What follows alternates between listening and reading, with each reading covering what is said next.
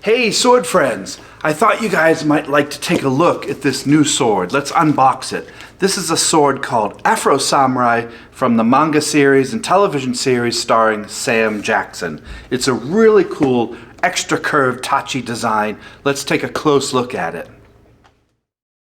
Okay, so this sword was bought from Blades Planet, which I was recommended to from a couple of viewers who said you have to get this sword from Afro Samurai, this series that was on television that I guess is quite popular in certain circles. Now, to be honest with you, I don't watch anime, I don't read manga. I've never really been into that, but I highly respect it for what it is. It's a cool form of entertainment that a lot of young people like out there. I have seen the new series called Blue Eye Samurai, or I'm halfway through on Netflix. I have to highly recommend that. As far as the animation's incredible on that new series. So if you have seen that out there, comment below and let me know. So here we have this sword. I haven't unboxed it yet, but this I like. The company has sent a sword stand called Katanakake here. So you can display your sword, and the sword sits right in there. That's a really nice touch that the company did that, because it costs them money to buy and send these. So any company that's going to send you a little sword stand to display, I think is really a good touch. So here we have it in a large box here. And again, I always save these boxes because these are great to package swords in. You see how the sword just sits inside that piece of styrofoam there. That's a really good way of shipping, so you don't have to buy all that bubble wrap and stuff. Okay, so here it is. Can you see the curve on it already? I can. It comes with obviously just a simple sword bag here. And we'll unwrap it and take a look at this sword. So there's the long handle. Wow, wow, wow. Let's take a closer look here. Here it is. Wow, look at that. Look at the curve of this thing. This is based off of a historical sword called tachi. Tachi kind of preceded the katana. It's an older sword meant for battlefield and cavalry fighting, usually with one hand, horseback riding and fighting. That's why the large curve is here, so you could draw the sword without hurting the horse in front of you, and it was easy to draw from being held and carried with the blade down. So tachi were carried blade down here instead of up. So the curve would be going up this way, you could draw it out. Let's take a close look. Okay. So we have the kashira here, the end cap, which is just a black alloy. You can see there. And it looks like there's some sort of jewel that is part of this lore in this series called Afro Samurai. Obviously that's just plastic there, but it's kind of cool looking. It's a nice decoration. People always ask, what do they have tassels for on there? My guess was for decoration, and also so you could, a long tassel, you could wrap the tassel around your hand so that you wouldn't drop your sword off your horse. Or if it got struck by a spear or something, you could wrap this to hold your sword.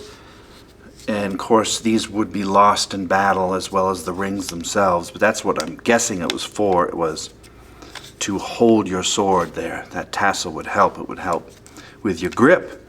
The ska handle has quite a curve here. I can tell already by the weight of it that the tang probably goes to about here. And you can see it's got double pegged. The same is real, that is not fake. So the shark skin underneath here, this is real, which I think is a nice bonus, because often you'll see this as imitation. The Skaito wrap here is kind of this light brown color.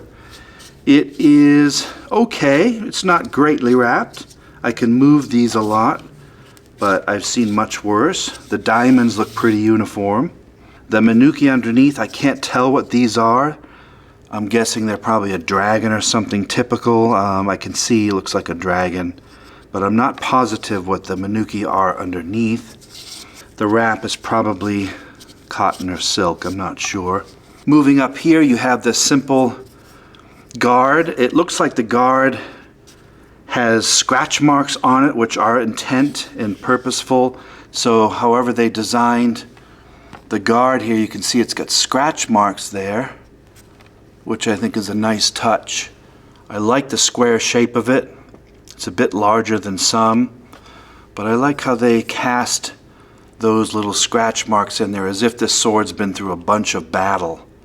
I like that. Of course, the main thing I notice is the massive curve. It's called the sori, the curve. Let's take this out here. I'm going to put the scabbard down for a moment. The blade to me looks like some sort of spring steel. I don't know if it's 1060 or not. Obviously the hamon line is not real. It's brushed on or etched on, however they do it, but it's not heat tempered. This looks like one solid piece of steel. For the price that this was paid for, you're not going to get a great quality blade, but it looks sharp. Yes, it's quite sharp here. And again, notice that massive curve for one-handed fighting on your horse. That would really hack off some limbs. Has a very long handle here. This is typical, is about 10 inches, sometimes 12. That looks like it to be 13, 14 inches. Really cool. Habaki is just brass here. The sword says something. Can't read that. Snake Eye. Snake Eye. So maybe that's the character's name, or I'm not sure. You can tell me in the comments below who Snake Eye was. Really beautiful curve. Kasaki is kind of medium here. There's fake yokote on there. Tip is quite nice. That is really sharp. I mean, that'll cut through stuff quite easily, see? That's got a good blade to it. It's a light blade, top heavy, because again, there's nothing down here to counterweight it. So it's quite top heavy. Feels good in the hand. Great for two-handed or one-handed gripping here. It's a simple sword, not a lot to it. Scabbard, the saya. Koiguchi here is simple. Looks like there's a piece of plastic on here, or rubber, which comes off. I don't know what that's for. I don't know if that's for shipping or if it's just an extra decoration. You don't need it. My guess is just to protect this koiguchi here. You could leave that on. I don't think that will hurt anything, but it doesn't really serve it as a purpose to anything.